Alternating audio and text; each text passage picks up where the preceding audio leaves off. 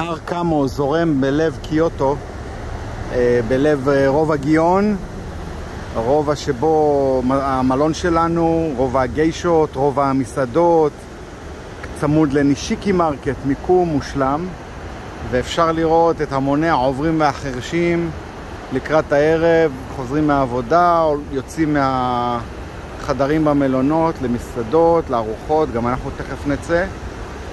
ולאחר הגשם החזק שירד בצהריים, הזרימה בנהר הרבה יותר חזקה ממה שהייתה אתמול, ואנחנו מצפים לערב כיפי.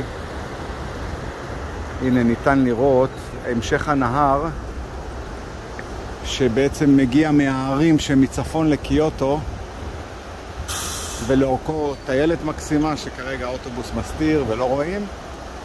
אנחנו נאכל באחת המסעדות פה ברובע, רובע גיון בקיוטו, קיוטו המהממת.